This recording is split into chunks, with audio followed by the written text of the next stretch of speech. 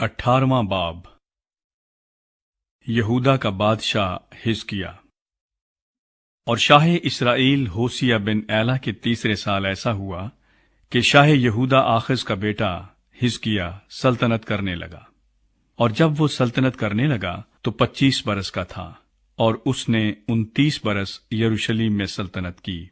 اس کی ماں کا نام ابی تھا جو زکریا کی بیٹی تھی، اور جو اس کے باپ داؤد نے کیا تھا اس نے ٹھیک اسی کے مطابق وہ کام کیا جو خداوند کی نظر میں بھلا تھا۔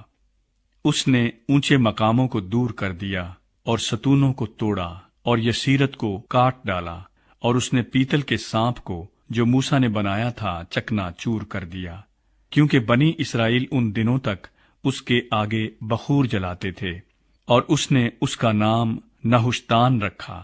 اور وہ خداوند اسرائیل کے خدا پر توکل کرتا تھا، ایسا کہ اس کے بعد یہودا کے سب بادشاہوں میں اس کی مانند ایک نہ ہوا، اور نہ اس سے پہلے کوئی ہوا تھا، کیونکہ وہ خداوند سے لپٹا رہا اور اس کی پیروی کرنے سے باز نہ آیا، بلکہ اس کے حکموں کو مانا جن کو خداوند نے موسیٰ کو دیا تھا۔ اور خداوند اس کے ساتھ رہا، اور جہاں کہیں وہ گیا کامیاب ہوا، اور وہ شاہ اسور سے منحرف ہو گیا اور اس کی اطاعت نہ کی۔ اس نے فلسطینیوں کو غزہ اور اس کی سرحدوں تک نگہبانوں کے برج سے فصیل دار شہر تک مارا۔ اور حزقیہ بادشاہ کے چوتھے برس جو شاہ اسرائیل ہوسیہ بن ایلہ کا 7واں برس تھا، ایسا ہوا کہ شاہ اسور سلمنسر نے سامریا پر چڑھائی کی اور اس کا محاصرہ کیا، اور 3 سال کے آخر میں انہوں نے اس کو لے لیا، یعنی حزقیہ کے 6 سال جو شاہ اسرائیل ہوسیہ کا 9واں برس تھا، سامریا لے لیا گیا۔ اور شاہ اسور اسرائیل کو اسیر کر کے اسور کو لے گیا، اور ان کو خلا میں اور جوزان کی ندی خابور پر اور مادیوں کے شہروں میں رکھا، اس لیے کہ انہوں نے خداوند اپنے خدا کی بات نہ مانی، بلکہ اس کے عہد کو، یعنی ان سب باتوں کو جن کا حکم خداوند کے بندہ موسیٰ نے دیا تھا، عدول کیا، اور نہ ان کو سنا نہ ان پر عمل کیا۔ اسوری یروشلم کو دھمکاتے ہیں۔ اور حزقیہ بادشاہ کے 14ویں برس شاہ اسور سنہیرب نے یہودا کے سب فصیلدار شہروں پر چڑھائی کی اور ان کو لے لیا۔ اور شاہ یہودا حزقیہ نے شاہ اسور کو لکیس میں کہلا بھیجا کہ مجھ سے خطا ہوئی، میرے پاس سے لوٹ جا، جو کچھ تو میرے سر کرے میں اسے اٹھاؤں گا۔ سو شاہ اسور نے 300 قنتار چاندی اور 30 قنتار سونا شاہ یہودا حزقیہ کے ذمے لگایا، اور حزقیہ نے ساری چاندی جو خداوند کے گھر اور شاہی محل کے خزانوں میں ملی اسے دے دی۔ اس وقت حزقیہ نے خداوند کی ہیکل کے دروازوں کا اور ان ستونوں پر کا سونا جن کو شاہ یہودا حزقیہ نے خود منڈوایا تھا اتروا کر شاہ اسور کو دے دیا۔ پھر بھی شاہ اسور نے ترتان اور رب سارس اور رب شاکی کو لکیس سے بڑے لشکر کے ساتھ حزقیہ بادشاہ کے پاس یروشلم کو بھیجا۔ سو وہ چلے اور یروشلم کو آئے، اور جب وہاں پہنچے تو جا کر اوپر کے تالاب کی نالی کے پاس جو دھوبیوں کے میدان کے راستے پر ہے کھڑے ہو گئے۔ اور جب انہوں نے بادشاہ کو پکارا تو الیاقیم بن خلقیہ جو گھر کا دیوان تھا، اور شبنا منشی اور آصف محرر کا بیٹا یواخ ان کے پاس نکل کر آئے۔ اور رب شاکی نے ان سے کہا، تم حزقیہ سے کہو کہ ملک معظم شاہ اسور یوں فرماتا ہے، تو کیا اعتماد کیے بیٹھا ہے؟ تو کہتا تو ہے، پر یہ فقط باتیں ہی باتیں ہیں کہ جنگ کی مصلحت بھی ہے اور حوصلہ بھی۔ آخر کس کے برتے پر تو نے مجھ سے سرکشی کی ہے؟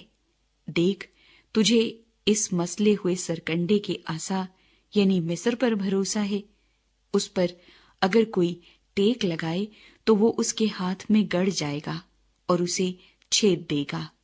شاہ مصر فرعون ان سب کے لیے جو اس پر بھروسہ کرتے ہیں ایسا ہی ہے، اور اگر تم مجھ سے کہو کہ ہمارا توکل خداوند ہمارے خدا پر ہے، تو کیا وہ وہی نہیں ہے جس کے اونچے مقاموں اور مذہبوں کو حزقیاہ نے ڈھا کر یہودا اور یروشلیم سے کہا ہے کہ تم یروشلیم میں اس مذہبے کے آگے سجدہ کیا کرو؟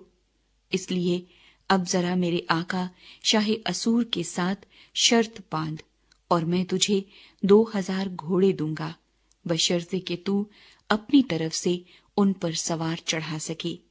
بھلا پھر تو کیوں کر میرے آقا کے کم ترین ملازموں میں سے ایک سردار کا بھی منہ پھیر سکتا ہے، اور رتھوں اور سواروں کے لیے مصر پر بھروسہ رکھتا ہے؟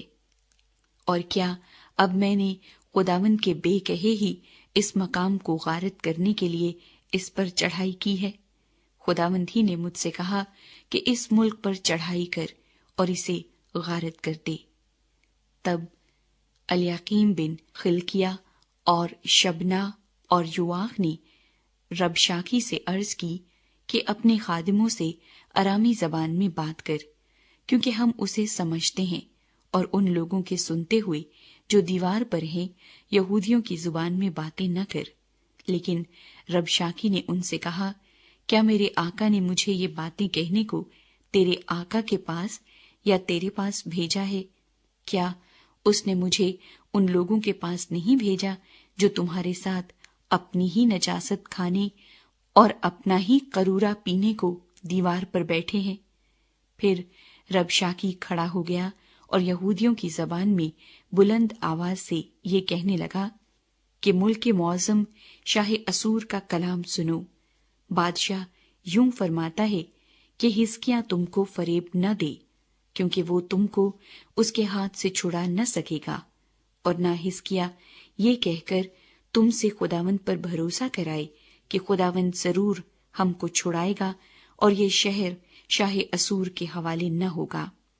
حزقیاہ کی نہ سنو، کیونکہ شاہ اسور یوں فرماتا ہے کہ تم مجھ سے صلح کر لو اور نکل کر میرے پاس آؤ، اور تم میں سے ہر ایک اپنی طاق اور اپنے انجیر کے درخت کا میوہ کھاتا اور اپنے حوض کا پانی پیتا رہے، جب تک میں آ کر تم کو ایسے ملک میں نہ لے جاؤں جو تمہارے ملک کی طرح غلے اور مے کا ملک، روٹی اور پاکستانوں کا ملک، زیتونی تیل اور شہد کا ملک ہے، تاکہ تم جیتے رہو اور مر نہ جاؤ۔ سو حزقیاہ کی نہ سننا جب وہ تم کو یہ ترغیب دے کہ خداوند ہم کو چھڑائے گا۔ کیا قوموں کے دیوتاؤں میں سے کسی نے اپنے ملک کو شاہ اسور کے ہاتھ سے چھڑایا ہے؟ حمات اور عرفات کے دیوتا کہاں ہیں؟ اور سفروائیم اور ہینا اور ایوا کے دیوتا کہاں ہیں؟ کیا انہوں نے سامریا کو میرے ہاتھ سے بچا لیا؟ اور ملکوں کے تمام دیوتاؤں میں سے کس کس نے اپنا ملک میرے ہاتھ سے چھڑا لیا، جو یہوہ یروشلیم کو میرے ہاتھ سے چھڑا لے گا؟ پر لوگ خاموش رہے اور اس کے جواب میں ایک بات بھی نہ کہی، کیونکہ بادشاہ کا حکم یہ تھا کہ اسے جواب نہ دینا۔ تب الیاقیم بن خلقیہ جو گھر کا دیوان تھا، اور شبنا منشی اور یواخ بن آصف محرر اپنے کپڑے چاک کیے ہوئے حزقیاہ کے پاس آئے اور ربشاکی کی باتیں اسے سنائیں۔